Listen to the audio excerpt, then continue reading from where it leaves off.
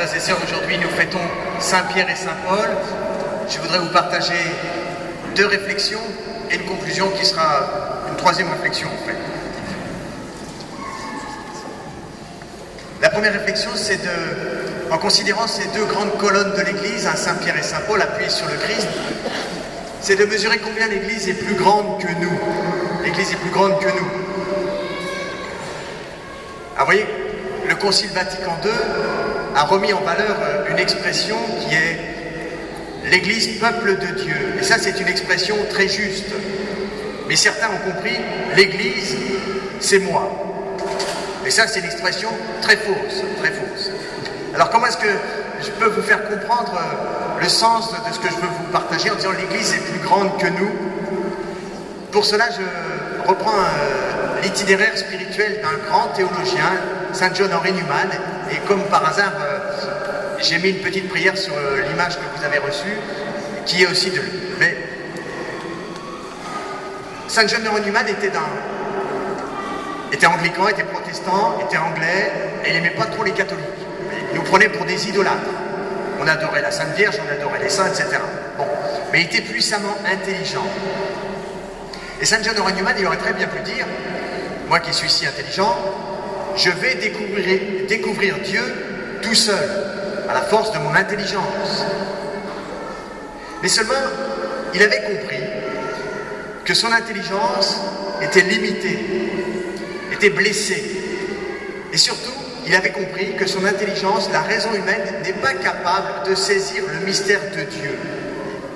Il y a comme une complémentarité qui peut quelquefois ressembler à une compétition entre la foi et la raison. Saint John Henry Newman était intelligent et il était humble. Et il avait compris que sa raison n'était pas capable de saisir Dieu. Il n'était pas libéral. Voilà le terme qui convient. Il n'était pas non plus infesté par le subjectivisme. Le subjectivisme, c'est quand nous croyons que nous sommes la référence pour tout. Nous pouvons juger de tout et nous pouvons juger aussi de la vérité sur Dieu. C'est ça le subjectivisme. Je suis la référence de la vérité. Alors Saint John Henry Newman s'est posé la question. Comment Dieu va-t-il faire pour me rejoindre, moi qui suis blessé dans mon intelligence, moi qui suis pas la référence à la vérité, comment Dieu devrait-il faire? Il a réfléchi et s'est dit, Dieu, il faudrait qu'il invente quelque chose, une institution qui ne se tromperait jamais et qui accompagnerait mon intelligence pour le rencontrer. Et plus il réfléchissait, John Henry, plus il se disait, c'est exactement l'Église catholique, en fait. Le bon Dieu a inventé l'Église catholique pour venir à ma rencontre, sans risque d'erreur et en accompagnant mon intelligence.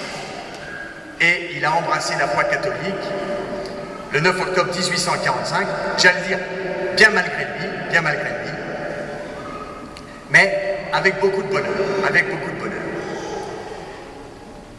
Autrement dit, plutôt que de se confier dans sa propre petite personne, dans son petit groupe, dans son petit club, dans sa petite secte, il s'est dit non, je me confie à l'Église catholique.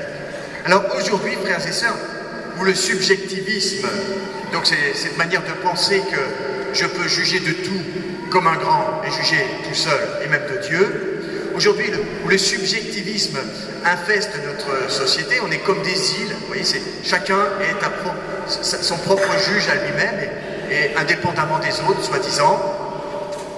Eh bien je me disais, pour éviter de nous tromper, de dériver par la force du libéralisme, alors soit on dérive à gauche, on va dire les gauchos, soit on dérive à droite, on va dire les tradis, etc. On va demander au Seigneur que cette fête de Saint-Pierre et Saint-Paul nous laisse entendre que l'Église est plus grande que nous et c'est elle qui nous donne Dieu, c'est elle qui nous donne accès à Dieu dans la plénitude. Vous voyez, dans l'Évangile aujourd'hui, c'est Saint-Pierre qui dit « Tu es le Christ, le Fils du Dieu vivant ». C'est Saint-Pierre, c'est l'Église qui donne accès à Jésus en plénitude. Si on se laisse aller à notre subjectivisme, alors on va avoir accès à un Jésus qui nous plaira, qu'on appelle une idole. Qu'elle soit plutôt de gauche ou plutôt de droite, peu importe, c'est toujours une idole. Mais nous, ce qui nous intéresse, ce qui intéressait John Henry, c'était le vrai Seigneur, Jésus-Christ, le vrai Fils de Dieu. Qui est-il? Et ça, c'est l'Église qui lui a donné. Je ne suis pas la mesure de Dieu. Voilà ce que je voulais vous partager en premier point. Mesurons combien le vrai Dieu, c'est l'Église qui nous le donne. Le deuxième aspect que je veux vous partager en cette fête des apôtres Pierre et Paul, c'est vous inviter à avoir de l'affection pour l'Église, et peut-être spécialement pour le Saint-Père, qui cristallise en lui-même peut-être d'une certaine manière l'Église. Ce qui est assez étonnant, c'est que notre Dieu, Dieu est amour, et on imagine qu'on irait à Dieu seulement par notre intelligence. Eh bien je dis non, on va à Dieu par tout notre être, et tout notre être, où est-ce qu'il est le plus concentré, je dirais, c'est dans notre cœur. Donc on va à Dieu par notre cœur. Donc aujourd'hui, on célèbre Saint-Pierre et Saint-Paul. Vous voyez, Saint-Pierre et Saint-Paul, c'était deux bonhommes. Saint-Pierre, une fois, il s'est trompé. Saint-Paul l'a corrigé. Une autre fois, Saint-Paul, il s'est disputé avec Barnabé. Bon, bref, ils avaient une certaine limite, les uns les autres. Et pourtant, ce sont les grandes colonnes de l'Église qui nous ont témoigné de la vérité de Jésus-Christ. Mais alors nous, quand nous sommes chrétiens, eh bien, nous aimons Saint-Paul et Saint-Pierre, enfin Saint-Pierre et Saint-Paul, les deux. Hein. Mesurons bien, frères et sœurs, que notre religion, elle se passe au niveau de notre cœur. Si nous restons au niveau de notre intelligence, nous aurons un accès à une espèce d'idée de Dieu, une espèce d'idée de Jésus. Mais nous, ce qu'on veut, c'est avoir accès à Jésus lui-même, et on a accès à Jésus par le cœur. Il faut que nous ayons vraiment une religion du cœur. Une religion du cœur. C'est l'amour qui nous fait vivre. C'est pas notre intelligence, c'est l'amour qui nous fait vivre. C'est par amour, frères et sœurs, qu'on pourra accéder au trésor que l'Église veut nous donner, qui est Dieu, qui est Jésus. Voilà. Encore une fois, si on n'aime pas, on n'aura pas accès à ce trésor. Alors j'en profite, je fais une petite parenthèse.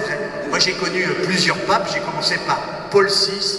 Bon, c'est vrai que j'avais que 7 ans quand il est mort. Enfin, c'est un grand pape, puisque l'Église lui a donné le titre de saint, Saint Paul VI. Ensuite, il y a eu Jean-Paul I, alors très court. J'avais oublié ça hier. Bon, Jean-Paul I. Après, il y a eu Jean-Paul II, ce géant de l'Église. Pareil, l'Église a donné le titre de saint. Ensuite, il y a eu Benoît XVI, avec qui j'avais une certaine facilité intellectuelle. Je trouve que Benoît XVI, il était assez facile à comprendre, plus que Jean-Paul II, qui était quand même la logique polonaise inversée. Là, c'est assez complexe. Mais il fallait se tenir la tête, c'était quand même... voilà. Ensuite, il y a eu le pape François. Évidemment, le pape François, je suis en train de lire sa biographie. Jean m'a prêté sa biographie. Alors, je vous invite de tout mon cœur à lire la biographie du pape François. Je mesure à quel point c'était aussi un géant, dont j'admire le courage. Enfin, le pape François, beaucoup d'affection pour lui. Et puis maintenant, vous me direz, j'ai un pape de retard, évidemment, en lisant la biographie. J'attends la biographie du pape Léon XIV, pour qui j'ai déjà beaucoup d'affection. Mais bon, je ne connais pas encore, bien sûr. Mais peu importe. J'ai de l'affection pour lui, j'allais dire, par le fait que je suis catholique. Il y a beaucoup de joie à aimer. Il y a beaucoup de joie à aimer. Et je conclus, frères et sœurs, après avoir rappelé que l'Église est plus grande que nous, après avoir rappelé qu'il faut aimer l'Église si on veut avoir accès à son trésor, je conclus avec une réflexion. Je me disais comme ça. On fait confiance à toutes sortes de choses. On fait confiance à nos systèmes politiques. Bien sûr, on les critique, etc. Mais enfin bon, on va voter quand même. Et puis, on n'est pas en anarchie complètement. Chez nous, c'est pas encore Téhéran. Hein. On fait confiance à notre système éducatif, par exemple le système scolaire. Bon, on peut critiquer aussi, mais enfin, on lui fait confiance pour éduquer nos enfants. Moi, je fais confiance aux ingénieurs qui ont construit ma voiture, même si elle est assez limitée. Il a fallu que je change encore l'airbag, le tas catastrophe. Là, bon, ouais, j'ai changé cette semaine, j'ai changé la courbe de distribution. Enfin bon, tout ça, c'est très important. On fait confiance à toutes ces institutions, je dirais. Ok, bon, très bien. Mais quand il s'agit du plus important, le plus important, c'est d'avoir accès à Dieu, d'avoir accès à la vie éternelle. Eh bien là, frères et sœurs, il y a un phénomène, j'allais dire, assez étrange, très subjectiviste. On se permet alors de mettre des filtres quand on considère l'Église. À l'égard de l'Église, là, on va mettre toutes sortes de filtres. Alors si on est plutôt de tendance libérale comme ça, on va mettre des filtres sur ce que l'Église nous propose dans ce domaine-là. Si on est tendance libérale, de l'autre côté, on va mettre des filtres sur ce que l'Église nous propose de ce sens-là. On va dire non, non, c'est moi qui fais ma religion. C'est moi qui fais ma religion.